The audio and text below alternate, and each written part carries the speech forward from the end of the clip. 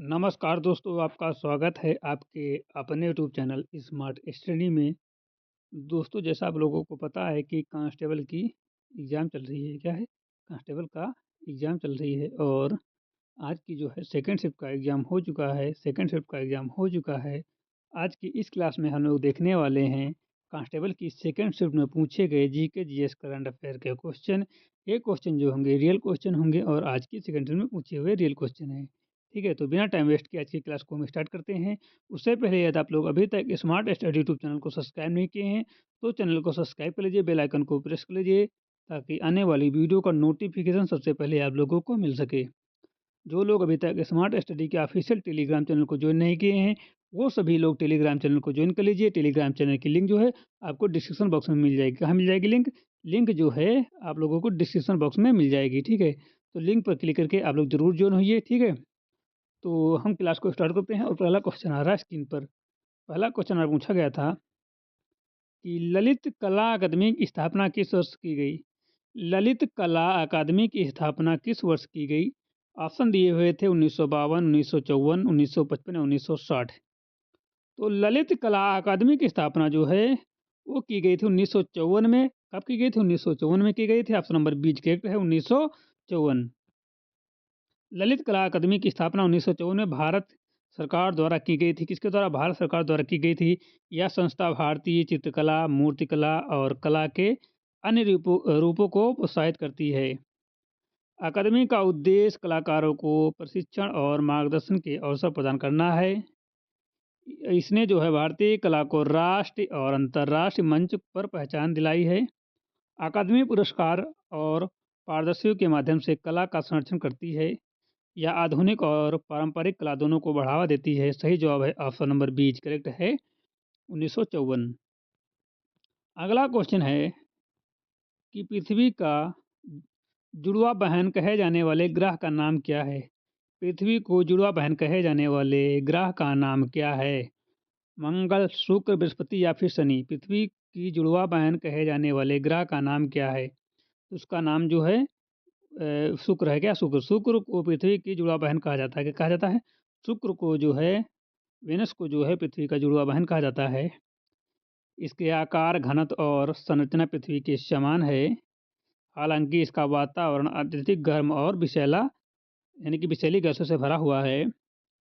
शुक्र सूर्य से पृथ्वी के बाद दूसरा ग्रह है। ठीक है, शुक्र जो है पृथ्वी के बाद दूसरा ग्रह है।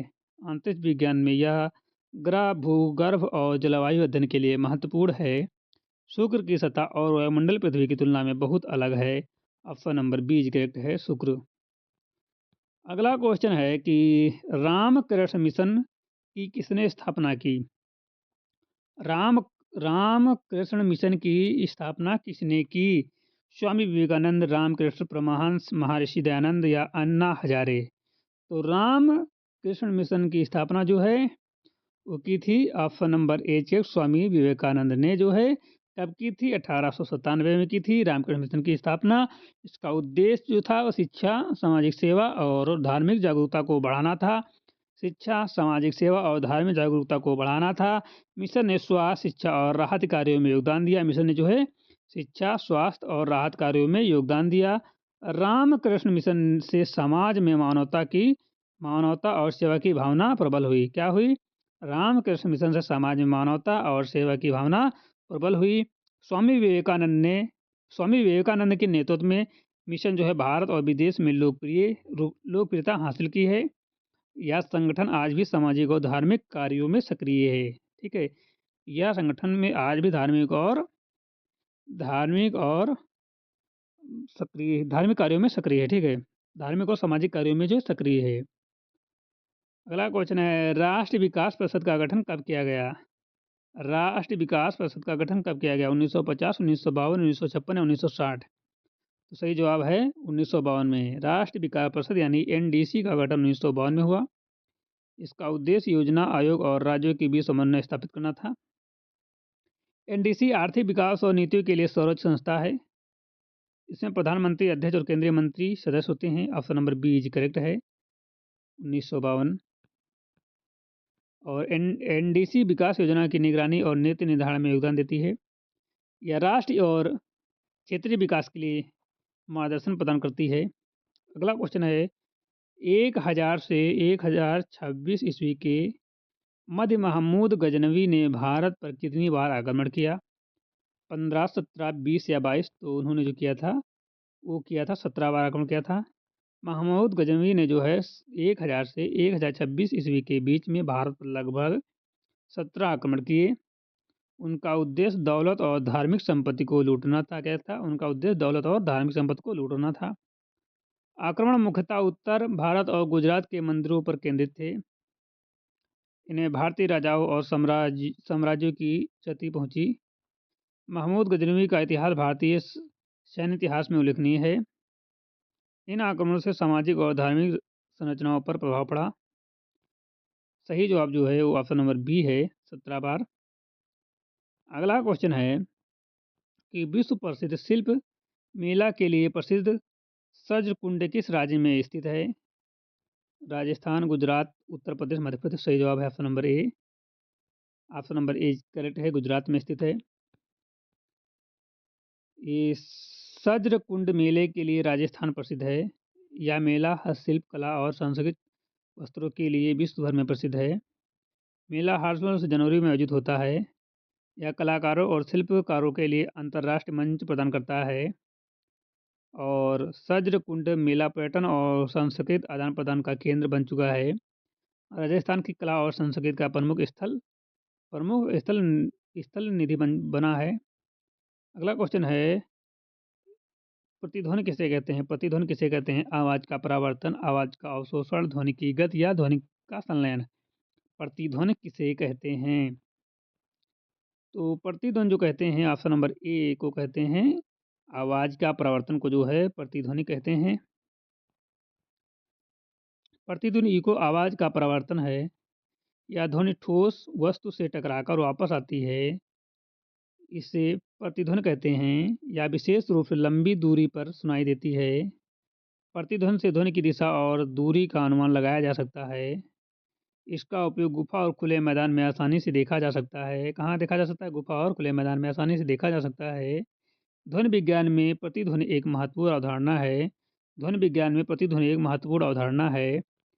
अगला क्वेश्चन है संविधान लागू होने के समय कितने मौलिक अधिकार थे? संविधान जब लागू हुआ था तब कितने मौलिक अधिकार थे? 6, 7, 8, 10? तो संविधान जब लागू हुआ था तब कितने थे? तब थे 7 मौलिक अधिकार थे। कितने थे? 7 थे। बाद में 8 हुए, फिर 10 हुए, फिर 11 हुए, अब कुल मिलाकर 12 समय हैं। भारतीय संविधान लागू होने के समय 7 मौलिक अधिकार निर्धारित किए गए थे। इनमें समानता का अधिकार, स्वतंत्रता का अधिकार, धार्मिक का अधिकार, स्वतंत्रता और सांस्कृतिक के अधिकार शामिल थे। और अनुच्छेद जो है 12 से 35 के अंतर्गत ये अधिकार वर्णित हैं। अनुच्छेद 12 से 35 के अंतर्गत ये अधिकार वर्णित हैं। इन अधिकारों का उद्देश्य नागरिकों की सुरक्षा और न्याय सुनिश्चित करना था। इन अधिकारों का उद्देश्य नागरिकों की सुरक्षा और न्याय सुनिश्चित करना था। 1950 के बाद इसमें संशोधन करके अतिरिक्त अधिकार शामिल किए गए। मौलिक अधिकार लोकतंत्र की नींव है। ठीक है, क्वेश्चन पूछा जाएगा मौलिक अधिकार क्या है, तो आपको बताना है कि मौलिक अधिकार जो है लोकतंत्र की नींव है। और क्वेश्चन पूछा जाए कि मौलिक अधिकार 7 से बढ़ना कब स्टार्ट हुए, तो ये जो बढ़ना स्टार्ट हुए 1950 के बाद, जो है संविधान संशोधन के बाद बढ़ना स्टार्ट हुए। कुल मिलाकर इसमें 12 मौलिक अधिकार हैं। अगला क्वेश्चन है किसके हाइड्रोजन सिलोन कहते हैं? किसके हाइड्रेड सिलोन कहलाते हैं? सिलिकॉन, जर्मेनियम, टिन या पीतल? तो इसका जो सही जवाब है ऑप्शन नंबर ए, सिलिकॉन को जो है हाइड्रेड सिलोन कहलाते हैं। सिलोन सिलिकॉन का हाइड्रेट है। रासायनिक सूत्र SiH4 है। ये रंगहीन और अत्यधिक ज्वलनशील गैस होती है। सिलोन का उपयोग सेमीकंडक्टर और रसायन उद्योग में होता है। सिलिकॉन के अन्य हाइड्रेट भी इस परिवार में आते हैं। यह रासायनिक और औद्योगिक दृष्टि से महत्वपूर्ण है। अगला क्वेश्चन है महमूद गजनवी का प्रथम आक्रमण किस हिंदू शाही राजा के विरुद्ध था? महमूद गजनवी का प्रथम आक्रमण किस हिंदू राजा के विरुद्ध था? जयचंद, महिपाल, जयपाल या रणविजय? महमूद गजनवी का प्रथम आक्रमण किस हिंदू शाही राजा के विरुद्ध था? तो ये जो था इसका सही जवाब है Jaipal, option number C Jaipal के विरुद्ध था। महिपाल की हत्या नहीं बल्कि राज्यपाल के विरुद्ध महमूद गजनवी ने पहला आक्रमण किया। जयपाल राजा पंजाब और कश्मीर क्षेत्र के शासक थे। इस आक्रमण का उद्देश्य धन और मंदिरों की लूट था। महमूद के आक्रमण ने क्षेत्रीय राजनीति को प्रभावित किया। आक्रमण गजनवी के भारत आक्रमण की शुरुआत था। इससे उत्तर भारत में भय और राजनीतिक अस्थिरता उत्पन्न हुई। अगला क्वेश्चन है विश्व प्रसिद्ध हेसिम गोम्पा उत्सव कहाँ मनाया जाता है? विश्व प्रसिद्ध हेमिपा गोम्पा उत्सव कहाँ मनाया जाता है? लद्दाख, सिक्किम, अरुणाचल प्रदेश या हिमाचल प्रदेश? तो ये जो मनाया जाता है ये मनाया जाता है लद्दाख में मनाया जाता है। हेमिक गोप्पा उत्सव लद्दाख में आयोजित होता है। यह बौद्ध धर्म और स्थानीय संस्कृति का प्रमुख पर्व है। इसमें रंग बिरंगे वेशभूषण और मुखौटे पहनकर नृत्य किया जाता है। उत्साह में धार्मिक अनुष्ठान और स्थानीय परंपराएं निभाई जाती हैं। यह पर्यटन और सांस्कृतिक गतिविधियों का प्रमुख केंद्र है। स्थानीय समुदाय की पहचान और संस्कृति को बढ़ावा देता है। सही जवाब जो है ऑप्शन नंबर ए सही है, लद्दाख। क्वेश्चन पूछा जाता है कि एक बार फिर से बोल रहा हूँ कि विश्व प्रसिद्ध हेमिम हेसिम गुप्पा उत्सव जो है लद्दाख में मनाया जाता है। अगला क्वेश्चन है कि सौरमंडल में आकार की दृष्टि से पृथ्वी का स्थान कौन सा है? सौरमंडल में आकार की दृष्टि से पृथ्वी का कौन सा स्थान है? तीसरा, चौथा, दूसरा या पांचवा? तीसरा, चौथा या दूसरा या पांचवा? तो सही जवाब है तीसरा। सौरमंडल में पृथ्वी का आकार की दृष्टि से तीसरा स्थान है।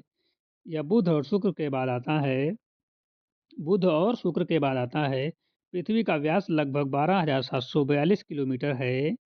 यह जल और जीवन के लिए अनुकूल ग्रह है। सौरमंडल में आकार और घनत्व के अनुसार इसे तीसरे स्थान पर रखा गया है। पृथ्वी का यह स्थान उसके प्राकृतिक संतुलन और जीवन के लिए महत्वपूर्ण है। तो ऑप्शन नंबर जो है ए इज करेक्ट है, तीसरा। अगला क्वेश्चन है कि integrated project on arid land IPL कार्यक्रम यूनेस्को द्वारा किस वर्ष प्रारंभ किया गया? Integrated project on arid land IPL कार्यक्रम यूनेस्को द्वारा किस वर्ष प्रारंभ किया गया? 1970, 1972, 1975 या 1980? तो इसका सही जवाब है ऑप्शन नंबर बी 1972 में। आईपीएल यानी कि integrated project on arid land UNESCO द्वारा 1972 में प्रारंभ किया गया। इस कार्यक्रम का उद्देश्य शुष्क क्षेत्रों में कृषि और संसाधन प्रबंधन को बढ़ावा देना था।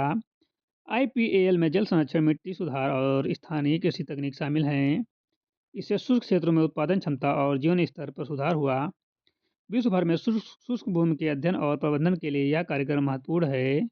इस परियोजना ने टिकाऊ विकास के लिए में योगदान दिया है। सही जवाब जो है ऑप्शन नंबर बी है 1972। अगला क्वेश्चन है राष्ट्र विकास परिषद का पदेन अध्यक्ष कौन होता है? राष्ट्र विकास परिषद का पदेन अध्यक्ष कौन होता है? राष्ट्रपति, प्रधानमंत्री, केंद्रीय वित्त मंत्री या योजना आयोग प्रमुख? राष्ट्र विकास परिषद का पदेन अध्यक्ष कौन होता है? राष्ट्रपति, प्रधानमंत्री, केंद्रीय वित्त मंत्री या योजना आयोग प्रमुख? तो इसका सही जवाब है ऑप्शन नंबर बी। राष्ट्र विकास परिषद एनडीसी का पदेन अध्यक्ष प्रधानमंत्री होते हैं। यह परिषद राज्यों और केंद्र के बीच समन्वय स्थापित करती है। एनडीसी विकास योजना और नीति निर्धारण में मार्गदर्शन प्रदान करती है। इसमें केंद्रीय मंत्री, राज्य मुख्यमंत्री और विशेषज्ञ सदस्य होते हैं। प्रधानमंत्री की अध्यक्षता से राष्ट्र महत्व की योजना पर निर्णय लिया जाता है। एनडीसी का उद्देश्य देश की आर्थिक और सामाजिक प्रगति को सुनिश्चित करना होता है। सही जवाब है ऑप्शन नंबर बी करेक्ट है, प्रधानमंत्री। अगला क्वेश्चन है कि अकबर जिसे अपने जीवन काल में पूर्ण न कर सका परंतु उसे जहांगीर ने पूरा किया, वह कार्य क्या था? अकबर ने अपने जीवन काल में पूर्ण न कर सका परंतु जहांगीर ने उसे पूरा कर दिया, वह कार्य क्या था? फलाना पुस्तक, पक्के मकान का निर्माण, जीवन और फौजदारी व्यवस्था का सुधार या जल उपाय योजना? तो इसका जो सही जवाब ऑप्शन नंबर सी करेक्ट है, दीवानी और फौजदारी व्यवस्था का सुधार। अकबर ने दीवानी और फौजदारी व्यवस्था का सुधार आरंभ किया। यह प्रणाली न्याय और प्रशासन को व्यवस्थित करने के लिए थी। अकबर के समय इन्हें पूर्ण नहीं किया जा सका। जहांगीर ने इसे पूर्ण रूप से लागू किया और इससे शासन व्यवस्था और कानून की स्थिरता सुनिश्चित हुई। या प्रशासनिक सुधार भारतीय इतिहास में उल्लेखनीय है? सही जवाब है ऑप्शन नंबर सी। अगला क्वेश्चन है कि इस बेट्स के कारण होने वाला प्रमुख रोग कौन सा है? इस बेट्स के कारण होने वाला प्रमुख रोग कौन सा है? अस्थमा, मेसोथीलियो मेसोथीलियोमा, तपेदिक या क्षय। तो इसका सही जवाब है मेथो मेथो मेसोथीलियोमा, ऑप्शन नंबर बी करेक्ट है। एम्बेड्स का लंबे समय तक संघर्ष फेफड़ों के कैंसर का मुख्य कारण है और यह रोग मुख्यतः फेफड़ों और पेट की परतों में होता है। एस्बेस्टस धूल और रेशों सांस के माध्यम से शरीर में प्रवेश करते हैं। इससे फेफड़े की कार्यक्षमता प्रभावित होती है, सांस लेने में कठिनाई होती है। निर्दिष्ट सुरक्षा उपायों के बिना कार्य करने वाले उद्देश्य में खतरा अधिक होता है। एस्बेस्टस में होने वाला रोग घातक और दीर्घकालीन हो सकते हैं। अगला क्वेश्चन है किन अनुच्छेदों में समानता का अधिकार वर्णित है? किन अनुच्छेदों में समानता का अधिकार वर्णित है? अनुच्छेद 12, 39, 12 से 19, 14 से 18, 21 से 25 या 35 से 30, 30 से 35। तो सही जवाब है 19, 14 से 18 तक। भारतीय संविधान में समानता का अधिकार अनुच्छेद 14 से 18 में वर्णित है। अनुच्छेद 14 में कानून के समय ऐच्छिक समानता सुनिश्चित की गई है। अनुच्छेद 15 से 18 भेदभाव और वंश पर आधारित असमानताओं को रोकते हैं। यह अधिकार नागरिकों के न्याय और समान अवसरों की गारंटी देता है। समानता का अधिकार लोकतंत्र की आधारशिला है। यह समाज में न्याय और समसरता बनाए रखने में महत्वपूर्ण है। सही जवाब है ऑप्शन नंबर बी करेक्ट है, अनुच्छेद 14 से 18। तो आज की क्लास यहीं पर समाप्त होती है। यदि क्लास अच्छी लगी हो तो लाइक कर देना। चैनल पर नए हो तो चैनल को सब्सक्राइब कर लीजिए। चैनल पर नए हो तो चैनल को सब्सक्राइब कर लीजिए, बेल आइकन को प्रेस कर लीजिए ताकि आने वाली वीडियो का नोटिफिकेशन सबसे पहले आप लोगों को मिल सके। जो लोग अभी तक स्मार्ट स्टडी के ऑफिशियल टेलीग्राम चैनल को ज्वाइन नहीं किए हैं तो वो सभी लोग टेलीग्राम चैनल को ज्वाइन कर लें। टेलीग्राम चैनल की लिंक जो है डिस्क्रिप्शन बॉक्स में मिल जाएगी। टेलीग्राम चैनल की लिंक जो है डिस्क्रिप्शन बॉक्स में मिल जाएगी। लिंक पर क्लिक करके आप लोग ज्वाइन हो जाइए। वहाँ पर जो है आपको क्लास की नोट और पीडीएफ प्रोवाइड कर दी जाएंगी। वहाँ पर अभी 100 प्लस मेंबर हैं। वहाँ पर जिस दिन 500 प्लस मेंबर हो जाएंगे काम शुरू हो जाएगा, तो जल्दी से 500 प्लस मेंबर कर दीजिए, हम काम स्टार्ट कर देंगे। तो मिलते हैं नई क्लास के साथ, तब तक के लिए जय हिंद।